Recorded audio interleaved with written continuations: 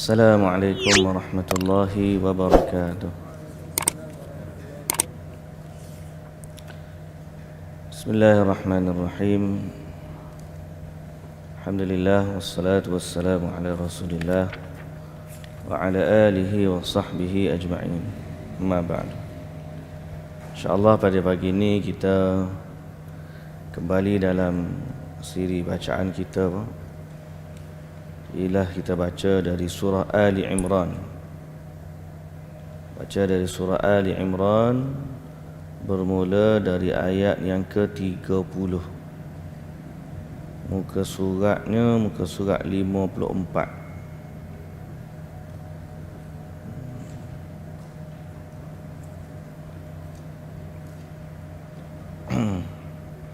Surah Ali Imran bermula daripada ayat yang ke-30, iaitulah muka surat 54.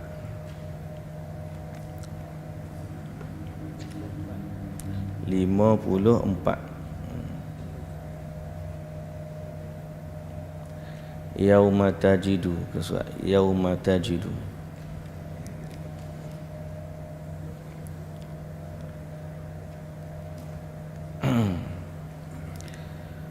أعوذ بالله من الشيطان الرجيم.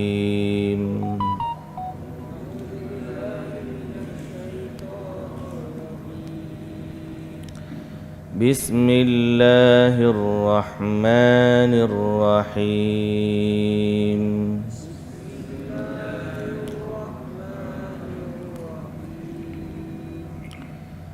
يوم تجد كل نفس ما عملت من خير محضرا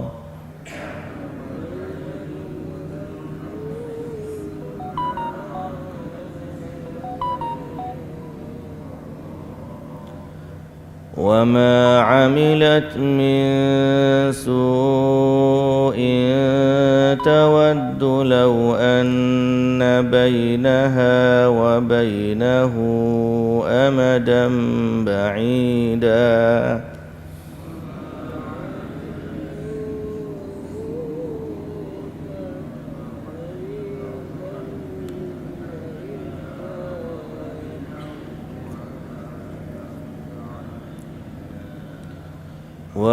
ويحذركم الله نفسه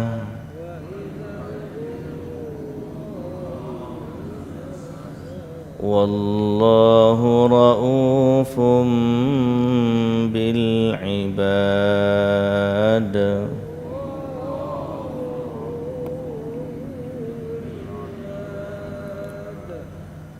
قل إن كنتم تحبون الله فاتبعوني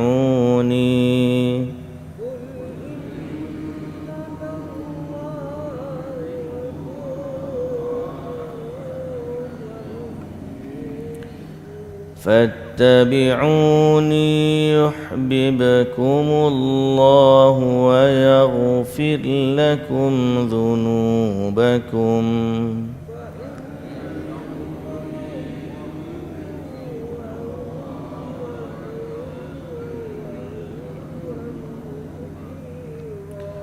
والله غفور رحيم.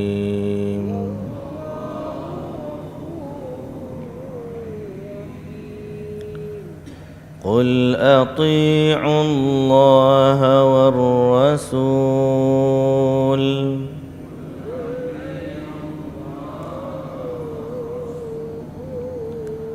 فإن تولوا فإن الله لا يحب الكافرين.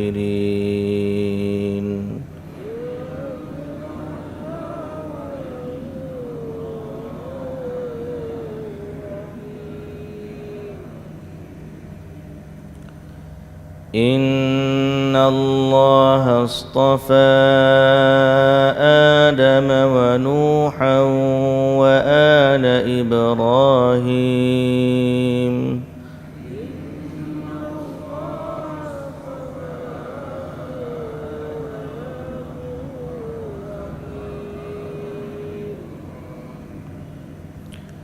وآل إبراهيم وآل عمران على العالمين.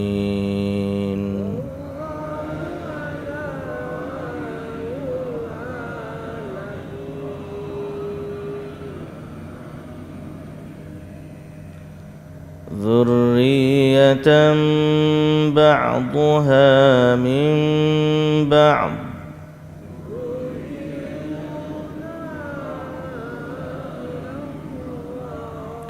والله سميع عليم.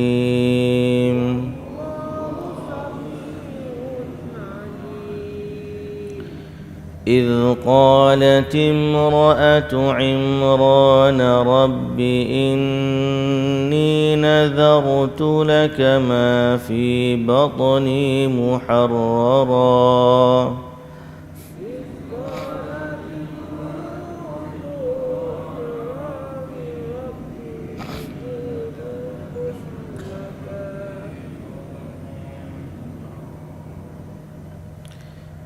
فتقبل مني إنك أنت السميع العليم.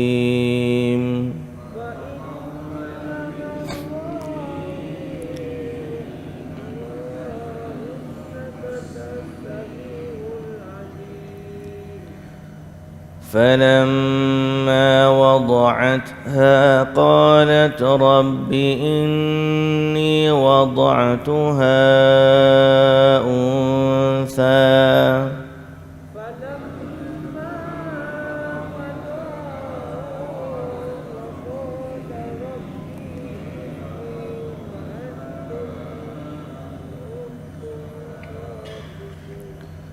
والله أعلم بما وضعت وليس الذكر كالأنثى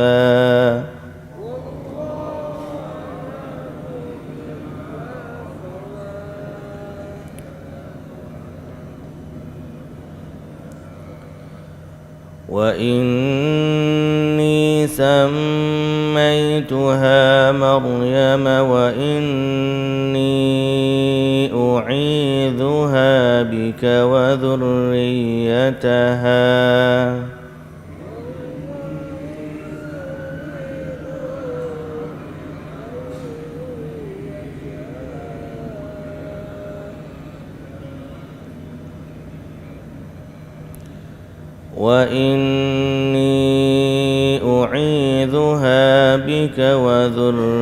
وذريتها من الشيطان الرجيم.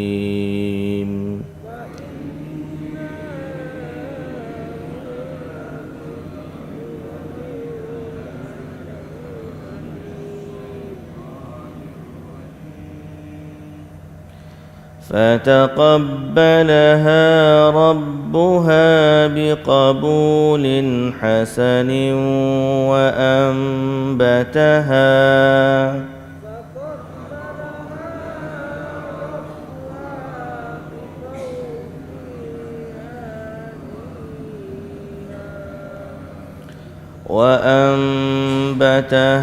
نباتا حسنا وكفلها زكريا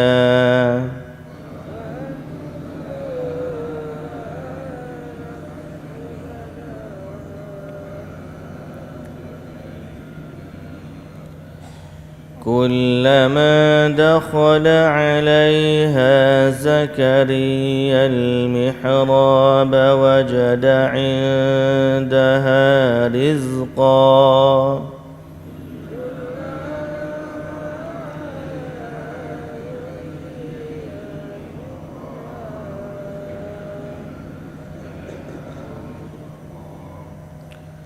قال يا مريم أنى لك هذا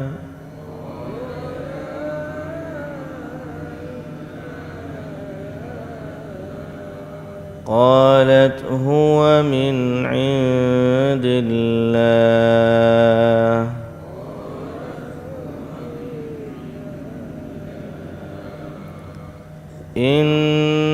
الله يرزق من يشاء بغير حساب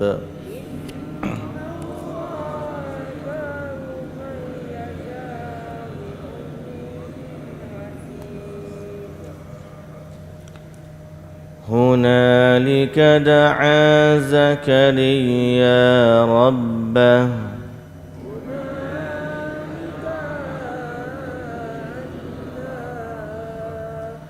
قال رب هب لي من لدنك ذرية طيبة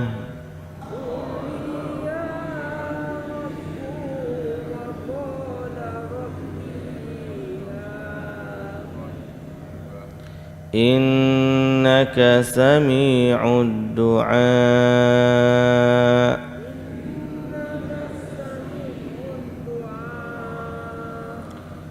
فنادته الملائكة وهو قائم يصلي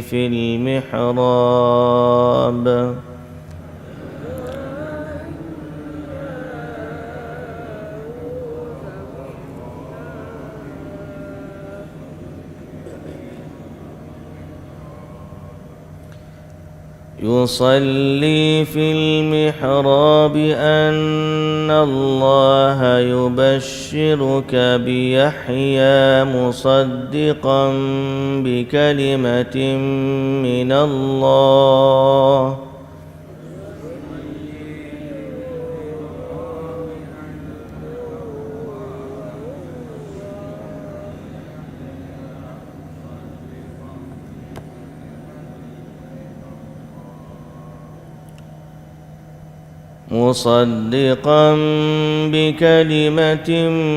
من الله وسيدا وحصورا ونبيا من الصالحين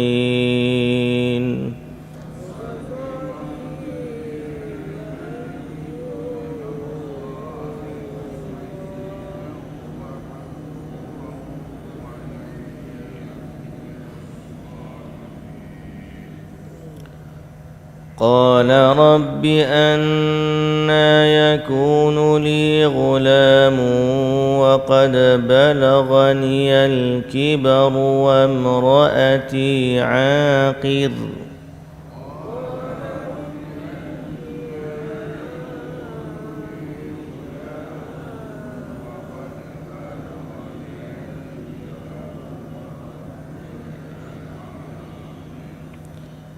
قال كذلك الله يفعل ما يشاء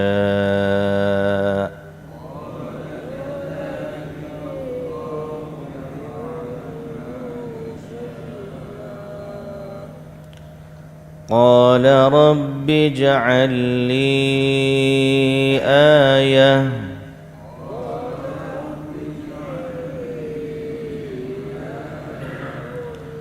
قال آيتك ألا تكلم الناس 3 أيام إلا رمزا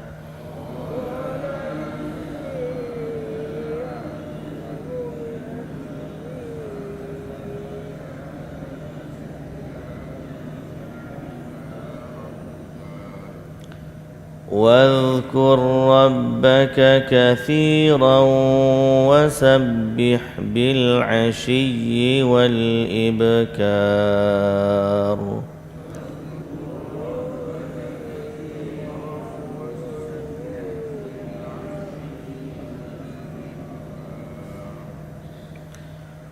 وإذ قالت الملائكة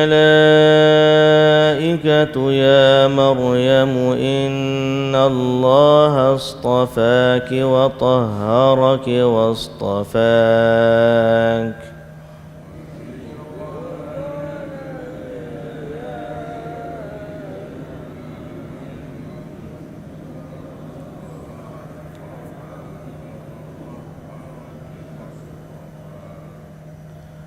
واصطفاك على نساء العالمين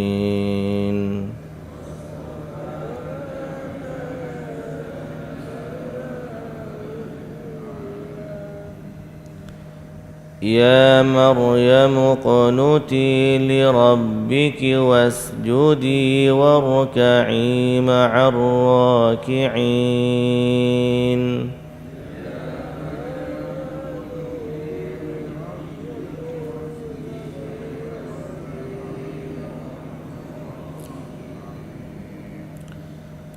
ذلك من أنباء الغيب نوحيه إليك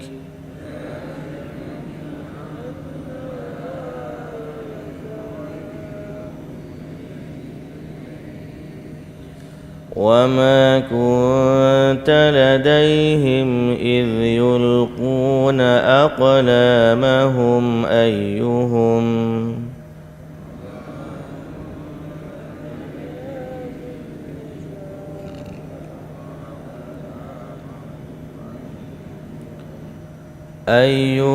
يكفل مريم وما كنت لديهم إذ يختصمون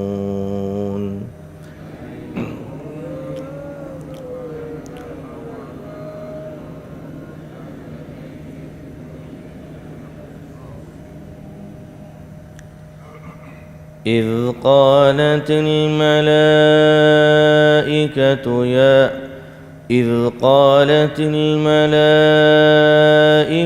يا مريم إن الله يبشرك بكلمة منه اسمه المسيح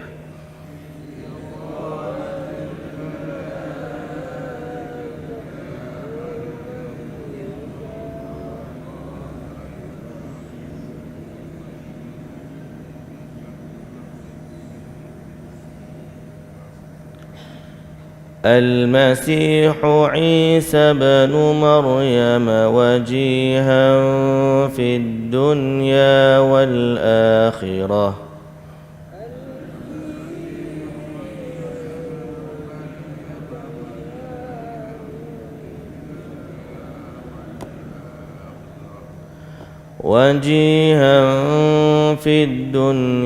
والآخرة ومن المقربين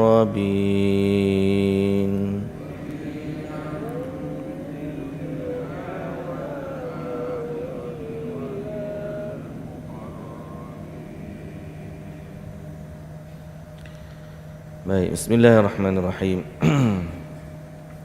Alhamdulillah. Puji dan syukur bagi Allah Subhanahu wa taala, Tuhan sekalian alam.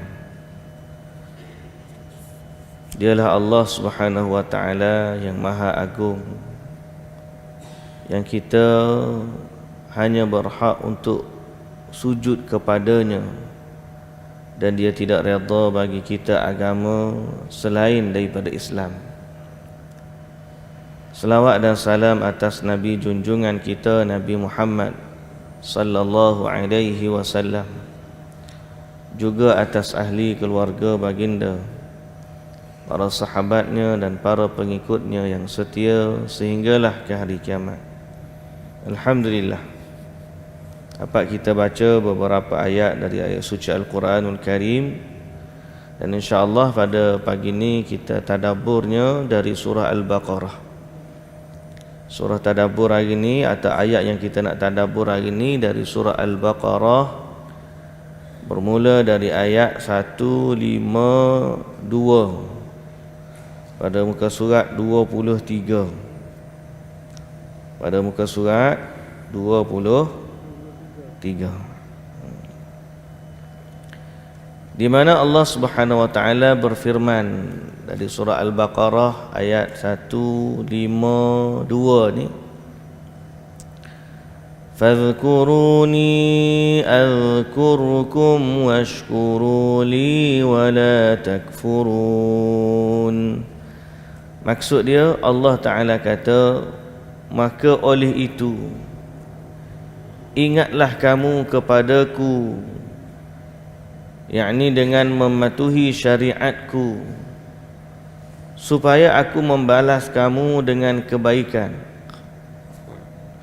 dan bersyukurlah kamu kepadaku, dan janganlah kamu kufur akan nikmatku.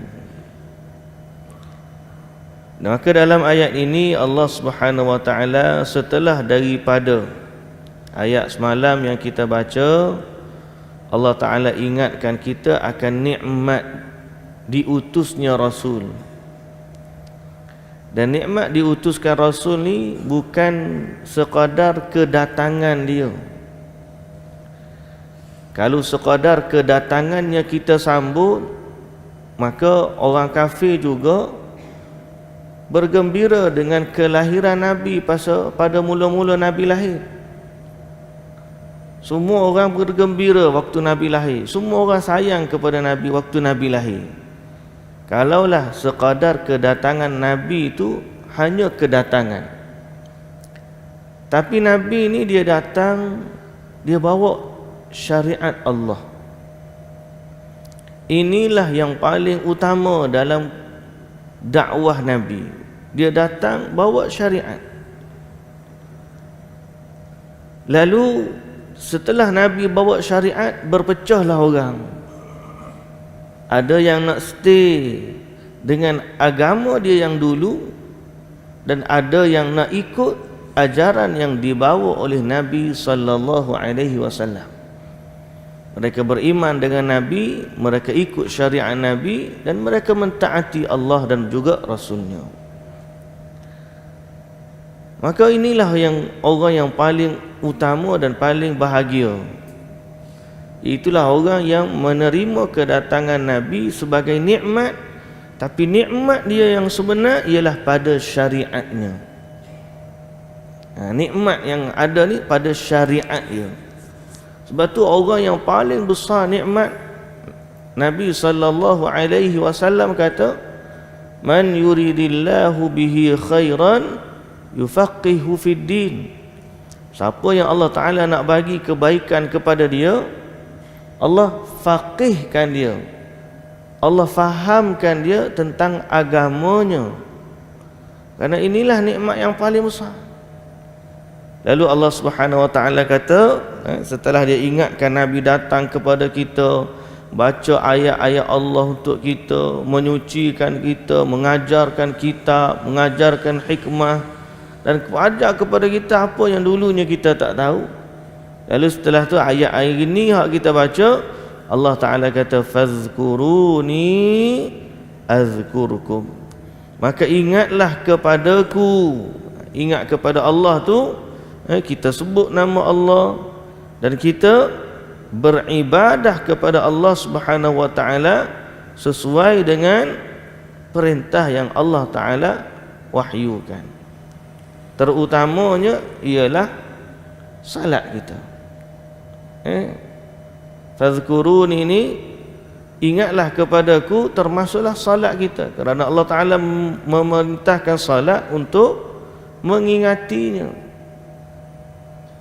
Ni terbalik, ada setengah orang tu dia kata bila dia dah banyak zikir tak perlu salat. Dia rasa dia gitu. Dia kata dia ni dah berzikir, sebab maksud daripada salat tu adalah zikir. Jadi selama dia dah zikir kepada Allah, tak perlu lagi salat. Maka orang macam ni sebenarnya berada dalam kesesatan. Sesat sebab apa? Sebab dia nak ikut syariat, dia nak ikut Nabi, tapi tidak berpandu kepada syariat dia. Ramai orang hari ni, paling kita bimbang bila kita tengok, bila ada orang-orang yang jahil dalam agama, mereka berkongsi kefahaman mereka yang menyimpang dalam bab agama, lalu diikuti. Ada yang sampai tak salat, ramai pula follower dia. Dia tak salat bukan kerana dia malas. Hak malas tu satu hal, hak tak beriman tu satu hal. Hak ni dia kata dia dah sampai ke tahap zikir dia ni tak perlu salat. Jadi kita katakan sekali lagi, bahawa perkara itu menyimpang dan perkara itu sesat, kerana tidak ada seorang pun yang beriman kepada Allah dan beriman kepada Rasulullah sallallahu alaihi wasallam melainkan mereka wajib mengikuti syariatnya. Dia ni bagi pula, dia bagi. Ada mula-mula dia pergi kepada ilmu syariat. Kita duk belajar ni. Lepas ilmu syariat, dia pergi kepada ilmu ma'rifat. Lepas pergi kepada ma'rifat, dia pergi kepada ilmu hakikat. Jadi bila dah sampai kepada hakikat tu, ataupun terbalik, saya pun lupa lah, muka kita pun tidak mahir sangat hak ilmu dia tu. Dia gelar kita ni geng-geng syariat ni, masih lagi terikat hak level bawah ni. Dia ni level tinggi ni, level hakikat, level ma'rifat dia ni, sehingga sampai ke suatu tahap tidak perlu lagi bergantung dengan syariat. Maka perkara ini sangat-sangat salah, dan kita mesti ajar orang kefahaman yang benar, iaitu agama kita ni memiliki syariat, dan tiada ada seorang pun yang terkeluar daripada syariat. Tapi dia pandai kadang-kadang muslimat yang dirahmati Allah, dia pandai dari sudut berhujah orang-orang hak begini. Dia kata apa? Tu Nabi Khidir tu, dia kata kan Nabi Khidir tu tak ikut syariat Nabi Musa. Ingat tak cerita waktu Nabi Musa dia dengan anak murid dia pergi berjalan, sampailah jumpa pertemuan dua laut bawa ikan. Bila waktu nak makan, ikan tu lompat. Sampai pertemuan, ikan tu lompat masuk dalam laut, hidup semula. Kemudian pergi lagi jalan. Lepas tu Nabi Musa lapar nak makan. Anak murid dia kata, ikan tu dah lompat dah tadi. Tu kita nak cari, patah balik. Gigi jumpa dengan seorang lelaki. Jadi Nabi Musa pula nak ngaji dengan dia. Jadi pada mereka, ini cerita Nabi Khidir, dan ini bukti Nabi ni, seorang Nabi Khidir ni, dia tak ikut syariatnya Nabi Musa, kerana dia lagi tinggi level dia.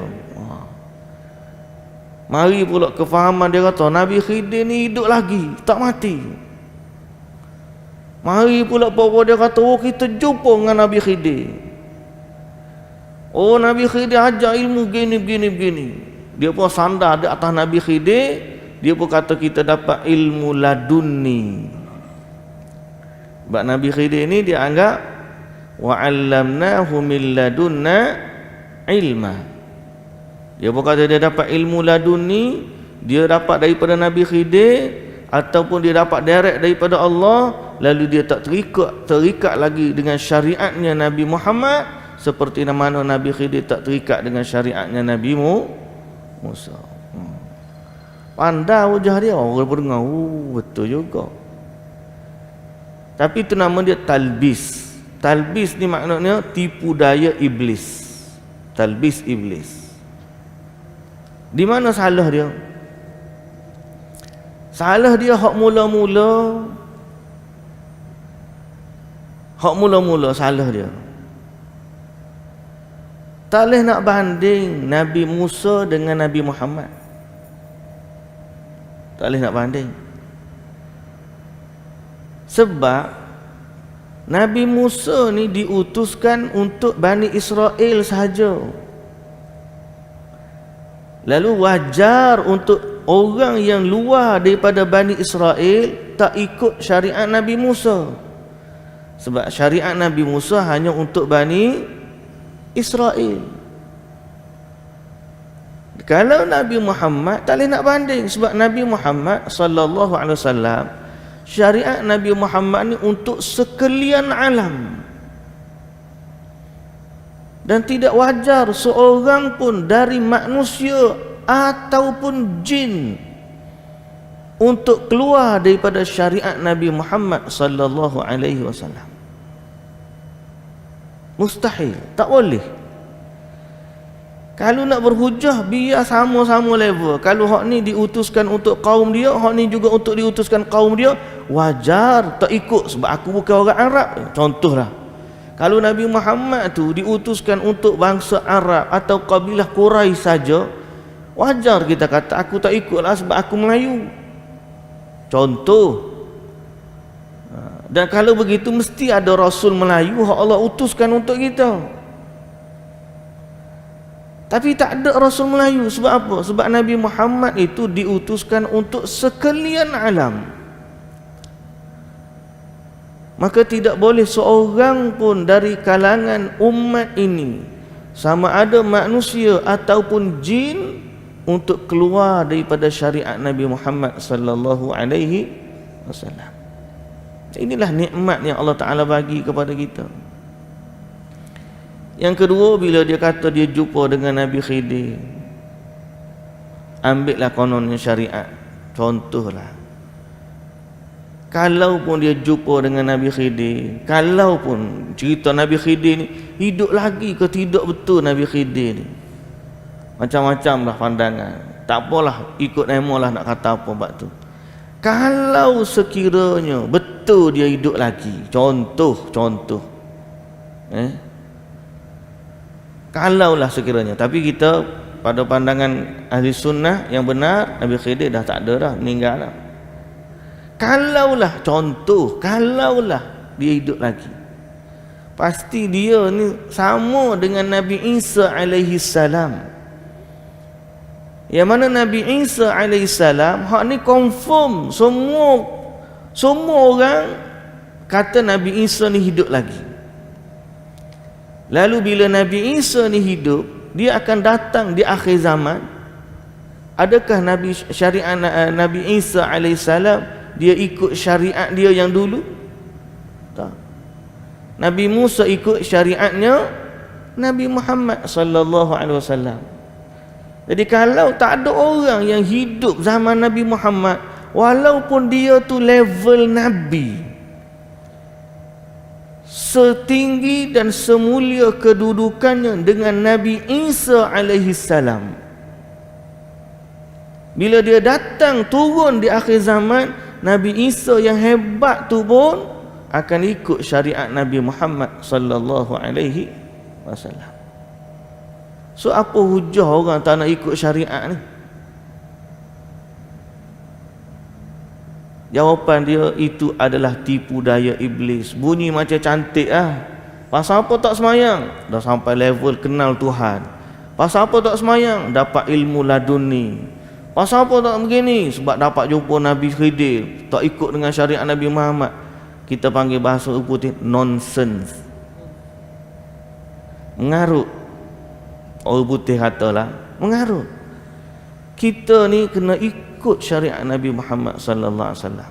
Apapun keadaan kita, level wali paling tinggi, sahabat Nabi Abu Bakar As-Siddiq, Umar Al-Khattab, Uthman bin Affan, Ali bin Abi Talib, semua ni semayang belaka, ikut syariat belaka. Hatta Nabi sallallahu alaihi wasallam yang dijamin syurga pun semayang, sampai bekak kaki bila Aisyah radhiyallahu anha tanya, kenapa kamu semayang sampai bekak macam ni? Bukankah kamu sudah diampunkan dosa-dosamu yang telah dulu dan kemudian? Kata Nabi sallallahu alaihi wasallam, afala akunu abdan syakura, tak bolehkah aku nak jadi hamba yang bersyukur? Nabi pun salat. Ni tiba-tiba mari pak dia, dia kata dia level iman dia tinggi, siapa zikir dia tahap mana tak tahulah. Siapa tak semayang, siapa ada macam-macam dah. Hak tak semayang satu, ada juga hak kata lagi dia dapat direct daripada Tuhan laduni ni. Amal zikir-zikir hak ni 1000 kali, hak ni 1,000,000 kali lah. Semuanya berhujah dapat ilmu direct daripada Tuhan. Maka kita kata itu pun juga nonsense, mengarut. Tidak ada seorang pun hari ni sampai hari kiamat melainkan orang tu mesti beriman dan ikut syariat Nabi Muhammad sallallahu alaihi wasallam. Dan itulah nikmat yang besar Allah Taala bagi kat kita, diutuskan kepada kita Nabi. Maka ingatlah kepada Allah dengan ikut syariatnya. Itu dalam tafsiran kita dah sebut tadi, fadhkuruni azkurkum, ingatlah kepadaku nescaya aku ingat kepadamu. Berkata Al-Imam Al-Hasanul Basri, uzkuruni fima aftaradtu alaikum azkurkum fima aujabtu lakum ala nafsi. Kata Hasanul Basri, makna dia, ingatlah kepadaku pada apa yang aku fardukan kepadamu. Maknanya apa?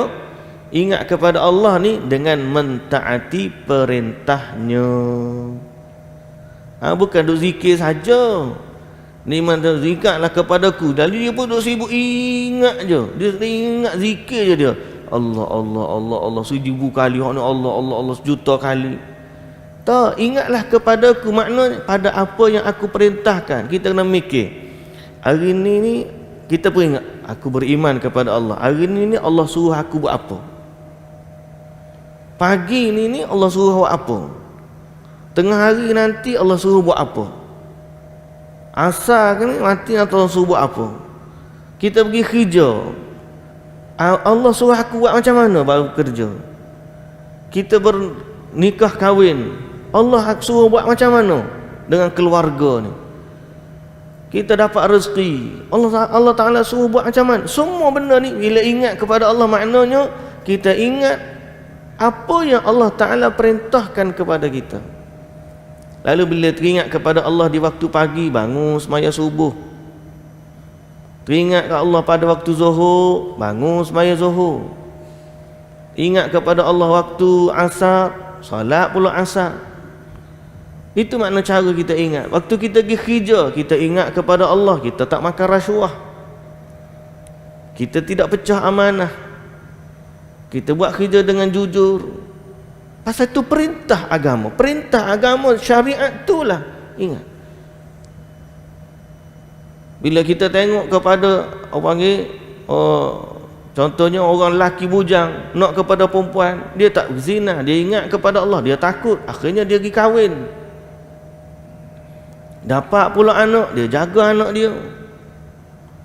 Dia bekerja di luar, balik rumah, bawa balik harta, bawa balik rezeki ke rumah, bagi pula ke anak-anak. Pasal perintah Allah begitu.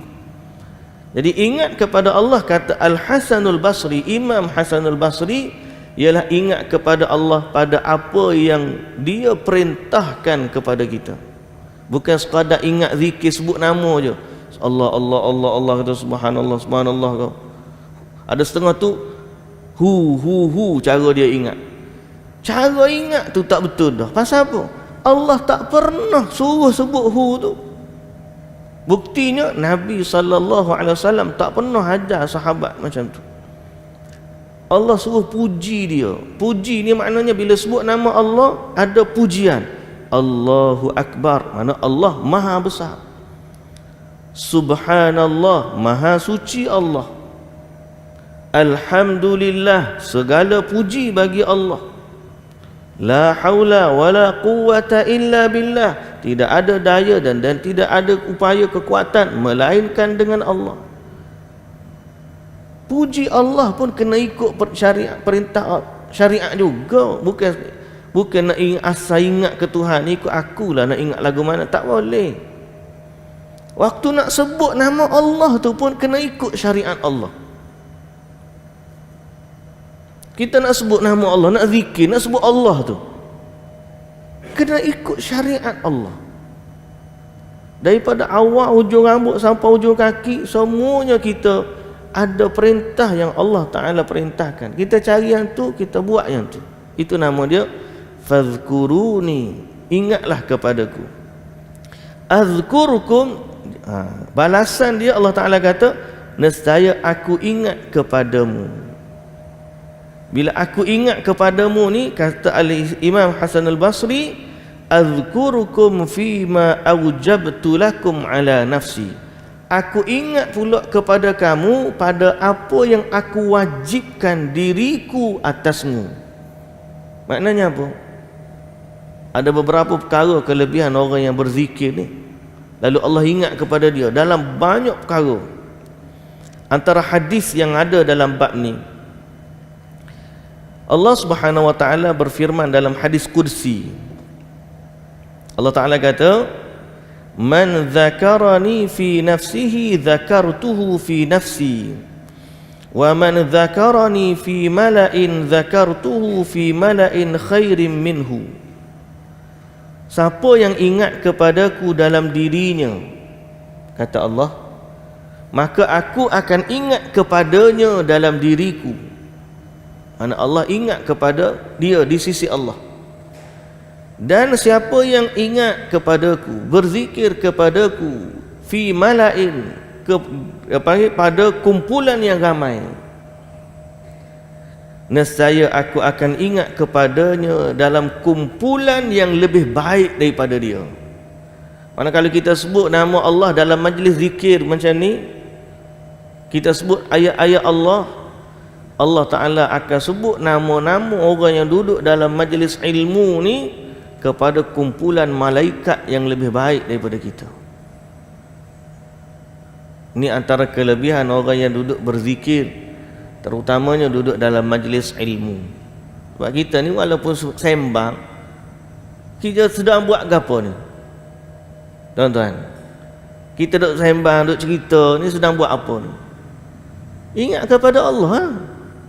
Ni majlis ni, tujuan dia daripada tadi kita dah baca ayat Quran sampai sekarang ni, walaupun mulut ni duduk sembang bahasa kita sedang buat apa? Kita sedang ingat kepada Allah dalam memahami syariat dia. Sebab tu antara ahli ibadat dengan ahli ilmu, dua-dua ni zikirlah kau. Orang buat ibadat pun zikir, orang buat majlis ilmu pun zikir, tapi antara dua ni manalah yang lebih tinggi kedudukan dia?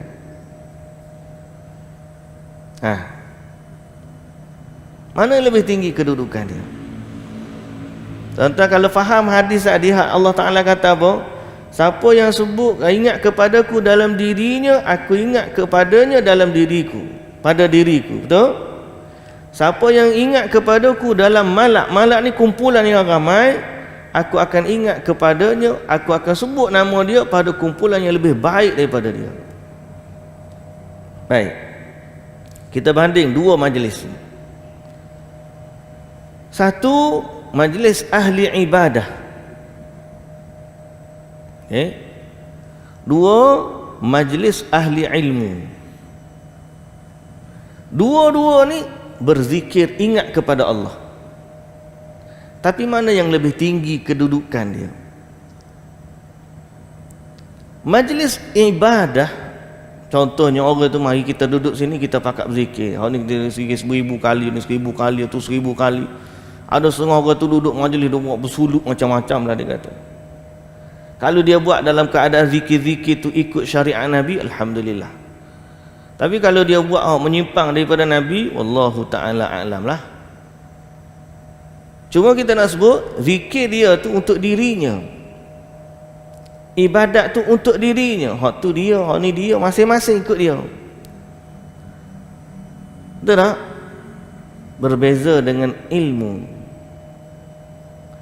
Ilmu ni pertama, bila duduk dalam majlis ilmu, sifat dia menyeluruh. Malak ni mana ramai. Ini kita cerita mengingati Allah, memahami syariat Allah. Kita pakat-pakat dengar, kita pakat-pakat ingat, kita pakat-pakat faham. Nombor satu, sifat dia ramai. Seorang alim, dia mengajarkan ilmu, dia mengajar orang mengingati Allah. Kalimah ilmunya tu boleh merentasi manfaat dia, bukan pada dirinya sendiri, malah merentasi kepada orang lain. Boleh jadi seorang, boleh jadi 2 orang, boleh jadi 100, boleh jadi 1000, boleh jadi berjuta. Majlis ilmu. Satu. Yang kedua, bila majlis ilmu ni bukan sekadar ingat kepada Allah, ingatan yang orang panggil surface lah. Ingat kepada Allah betul dah, tapi dia mendalami syariat Allah. Baca apa yang Allah Ta'ala perintahkan, apa yang Allah Ta'ala larang, apa yang Allah Ta'ala suka, apa yang Allah Ta'ala benci, apa yang Allah Ta'ala redha. Macam mana nak dapat syafaat Allah di akhirat nanti, macam mana nak masuk syurga. Cerita-cerita mengingati Allah tapi dalam kefahaman agama yang luas.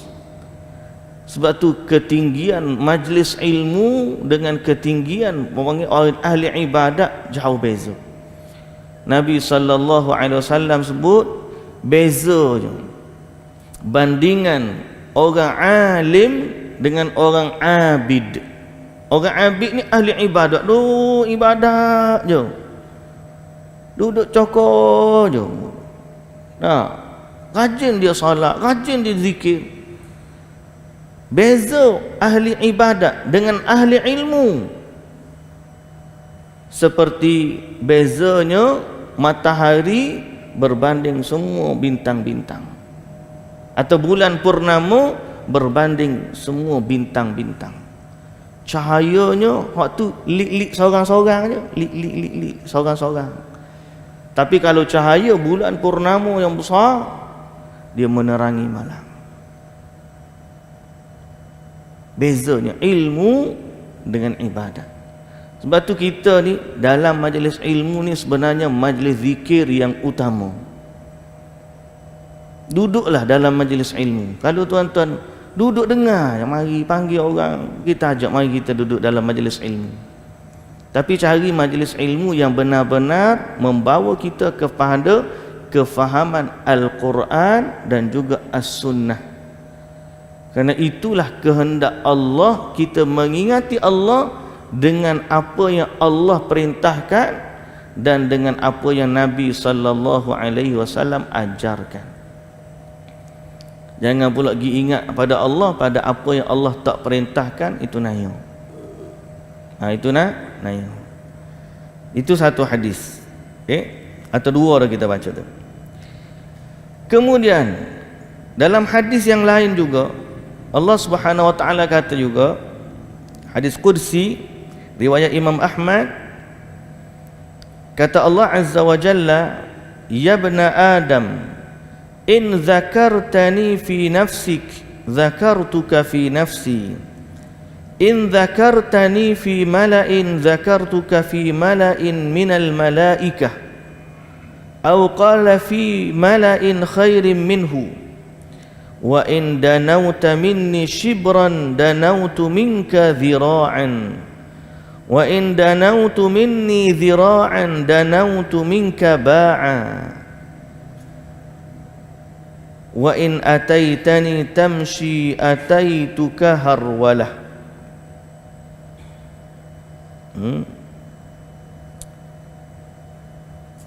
Baik. Dalam riwayat yang lain Allah Subhanahu wa taala kata, bagi orang yang ingat kepada Allah ni dan nak mendekatkan diri kepada Allah, kalau dia datang dengan sedekah, Allah dekat kepadanya sehasta. Ataupun kalau dia datang kalau dia datang kepada Allah ni dengan seshibran, kalau kamu nak pergi kepada Allah tu sejengkal, Allah dah dekat kepada kamu sehasta. Kalau kamu pergi kepada Allah sehasta, dekatkan diri kepada Allah sehasta, Allah dekat kepada kamu sedepa. Dan kalau kamu datang kepada Allah dengan berjalan, Allah datang kepadamu dengan berlari. Bukan maksud di sini lari macam kita lari, tidak. Tak, maknanya menunjukkan di sini siapa yang duduk dalam majlis ilmu, sifatnya dia nak mendekatkan diri kepada Allah, nak mengingati Allah Azza wa Jalla, maka Allah Azza wa Jalla lebih ingat kepada dia daripada dia ingat kepada Allah. Inilah kelebihan orang-orang yang duduk berzikir, terutama dalam majlis ilmu. Lalu Allah Ta'ala kata, washkuruli wa la takfurun, dan bersyukurlah kepadaku, jangan kamu kufur. Bersyukurlah kepadaku, jangan kamu jangan kamu kufur. Ini berkait dengan nikmat yang Allah Ta'ala sebut kepada kita tadi dan juga nikmat-nikmat yang lain. Jadi kalau kita kembali kepada nikmat Nabi, nikmat syariat, macam mana cara kita mensyukuri Allah dalam syariatnya? Macam mana kita mensyukuri Allah dalam mentaati, dalam menerima nabinya, utusannya? Hak syukur kita makanan kita, syukur kita pada pakaian kita, syukur kita pada rumah kita, itu nikmat. Nikmat tu kecil lagi. Nikmat paling besar, nikmat agama, nikmat hidayah, nikmat Nabi, nikmat Quran. Macam mana kita mensyukuri nikmat tersebut? Maka biarlah nikmat-nikmat itu ada tandanya pada kita. Bila nikmat Nabi itu kita syukuri, kita ikut Nabi.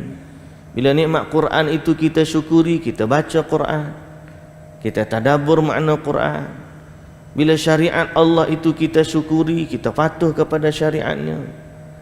Barulah kita pergi kepada nikmat-nikmat yang lain. Nikmat rezeki, ada rezeki makan, kita makan.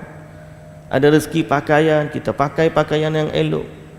Ada rezeki lebih, kita sedekah-sedekah pula ke orang lain. Ini semua bab syukur kepada Allah dalam nikmat yang dia kurniakan kepada kita. Washkuruli wala takfurun, dan bersyukurlah kepadaku, jangan kamu kufur.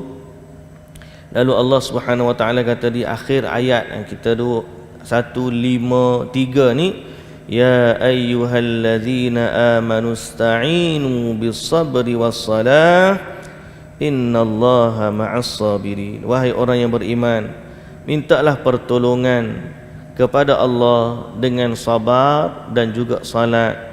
Sesungguhnya Allah bersama dengan orang-orang yang sabar. Maka dalam tafsir disebut, apabila Allah selesai menerangkan atau memerintahkan tentang syukur, lalu Allah Ta'ala sebut tentang sabar. Okey, dan Allah tutup pula dengan salat. Kerana kita ni nak dapat pahala, satu dengan syukur pada nikmat, yang kedua dengan sabar di atas musibah. Dan kemudian dalam dua-dua keadaan, interpretasi kita, cara berhubung dengan Allah, sama ada waktu kita syukur atau kita sabar, cara kita berhubung dengan Allah adalah dengan salat. Waktu kita sabar, salatlah. Ditimpa musibah, salatlah. Diberi nikmat, salatlah. Jadi Allah Ta'ala kata, ya ayyuhalladzina amanu ista'inu bis-sabri was-salah. Belum tu Allah Ta'ala kata, washkuruli wala takfurun. Allah Ta'ala sebut syukur, Allah Ta'ala sebut sabar, kemudian Allah Ta'ala sebut salat. Maknanya apa? Sama seperti hadis Nabi SAW kata, ajaban li amril mu'min. Ajaibnya urusan orang mukmin. Urusan orang mukmin ini semua baik-baik berlaku. Macam mana? Dia timpa musibah pun dia dapat kebaikan, dia diberi nikmat pun dia dapat kebaikan. Macam mana dia buat?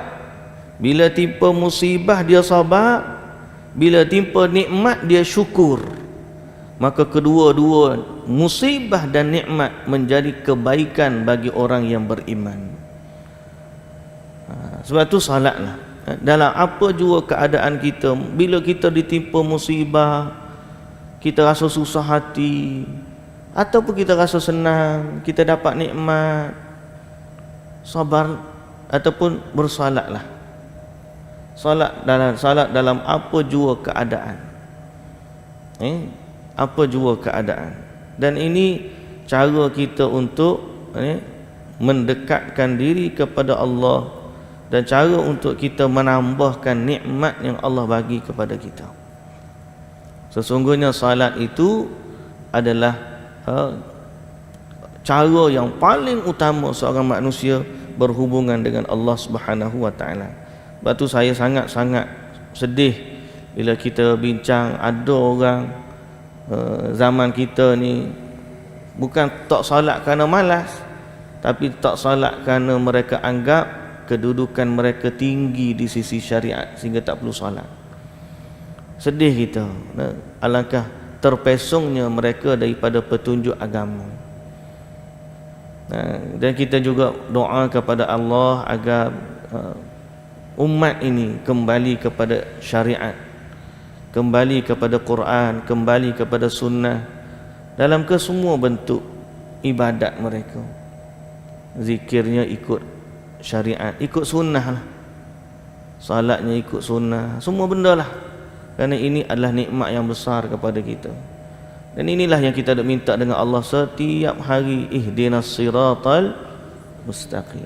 Yang kita dan siratal ladzina an'amta alaihim, jalan orang-orang yang engkau beri nikmat. Mana nikmat? Jalan itulah nikmatnya, jalan tu nikmat.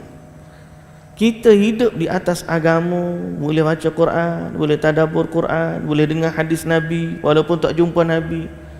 Alangkah nikmatnya kita.